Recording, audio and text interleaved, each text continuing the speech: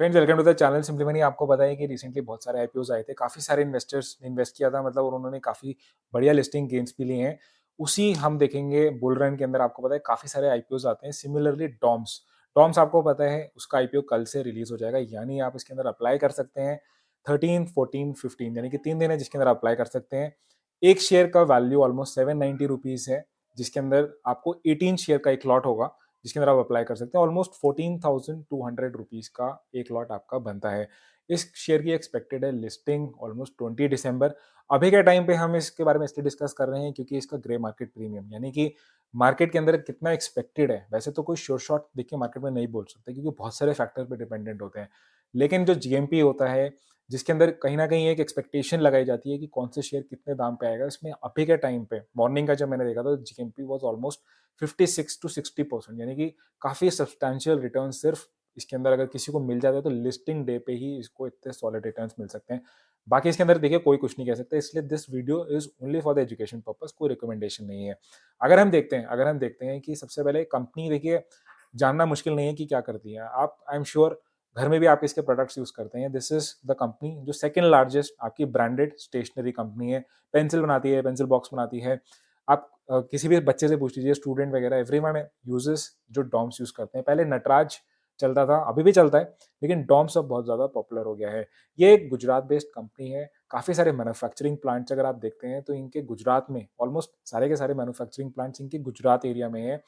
अभी के टाइम पे ऑलमोस्ट 13 मैन्युफैक्चरिंग प्लांट्स हैं। एक चीज़ देखने वाली बात है कि ये कंपनी सिर्फ इंडिया में ही नहीं है, इसके जो ऑपरेशंस हैं वो सिर्फ इंडिया में ही नहीं है, इनके प्रोडक्ट्स की जो सेल करते हैं वो ये एक्सपोर्ट भी करते हैं। ऑलमोस्ट 45 कंट्रीज़ के अंदर एक्सपोर्ट करते हैं। और इनका जो मेन प्रमोटर है, ये वैसे तो इंडियन लेड कंपनी है, इन्वेस्टर्स जो हैं इसके अंदर, लेकिन एक फिला जो आपको पता है वो भी एक सब्सटैंशियल प्रमोटर है।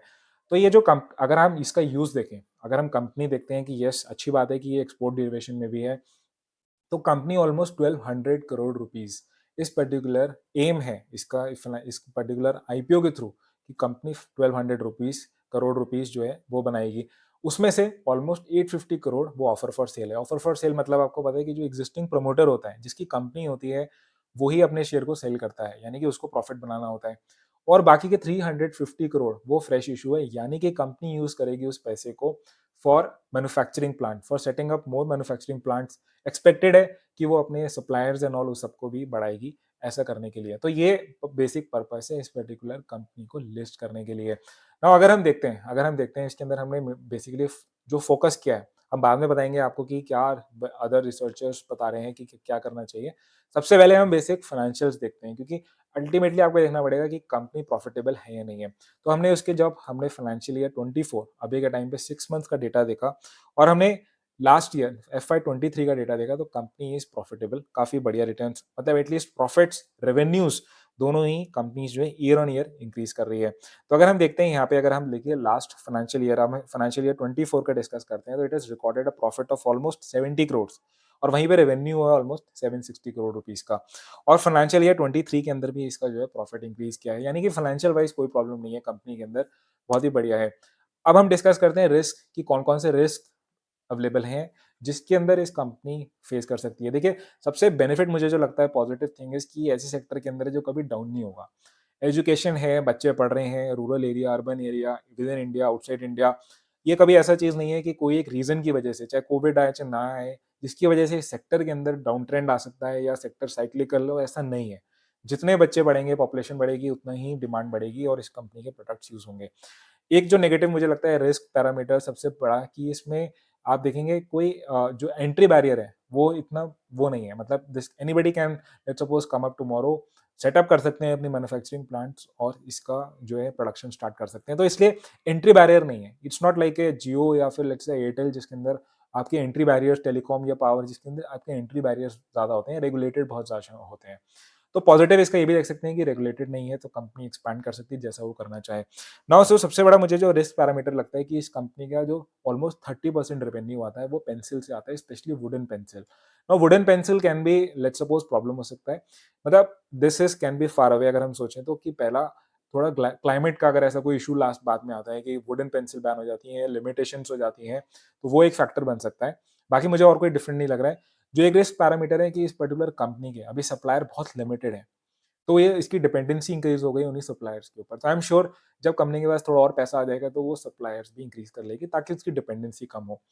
अभी के टाइम पे जो कंपनी है वो डिपेंडेंट है आपके प्रोमोटर फिला के ऊपर specially in expanding in the export. तो ये भी एक पर्टिकुलर रिस्क है कि अगर लेट्स सपोज प्रोमोटर फिला नहीं रहते हैं इनके साथ तो हो सकता है इनकी एक्सपोर्ट डिवीजन के अंदर थोड़ा सा रेवेन्यूज में प्रॉब्लम हो। तो दैट इज अनदर रिस्क जो पर्टिकुलर कंपनी के साथ अटैच्ड है। बाकी एक दो लिटिगेशन केस इसके ऊपर चल रहे हैं कैम्पलेन और ऑल की वजह से जिसके रिजल्ट्स के बेसिस पे भी इसके मे बी नियर टर्म या शॉर्ट टर्म में कुछ एक रेवेन्यूज फाइनेंशियल्स लेट्स सपोज अगर केस इनके अगेंस्ट आता है तो वो हो सकते हैं। तो these are all risk parameters, बहुत मेजर मुझे ऐसा कुछ नहीं दिख रहे हैं जो कि हम इसको अलार्म रेज करें या फिर रेड सिग्नल दे या रेड फ्लैग दे। नाउ हम डिस्कस करते हैं इसका ग्रे मार्केट प्रीमियम। तो ग्रे मार्केट प्रीमियम आप देखेंगे अभी के टाइम पे जब मॉर्निंग में चेक किया था तो बहुत ही सॉलिड चल रहा है, ऑलमोस्ट 56%। यानी कि अगर आप 790 का एक शेयर लेते हैं तो आपको ऑलमोस्ट 450 रुपीज का फायदा होगा। बाकी ये कोई श्योरिटी नहीं है, कुछ भी हो सकता है, अभी बहुत टाइम बचा है, 28 दिसंबर को ये कंपनी का शेयर लिस्ट होगा। नाउ एक जो फाइनल इंपॉर्टेंट बात है कि क्या करना चाहिए, देखिए काफी सारे इन्वेस्टर या अगर हम बोलते हैं जो आपके एनालिस्ट होते हैं थोड़ा सा वरिड है इस पॉइंट पे, जो नेगेटिव साइड पे है कि इसकी थोड़ी सी वैल्यूएशन 40x जो है वो इसके पीयर ग्रुप से थोड़ी सी एक्सपेंसिव है।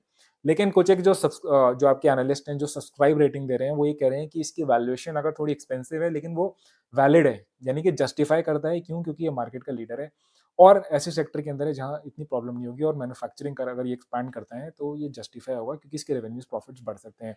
So that is the thing. बाकी अगर हम देखें सिंपल सी बात है, जीएमपी देख के तो मुझे लिस्टिंग गेन्स इसके अंदर काफ़ी अच्छे दिख रहे हैं।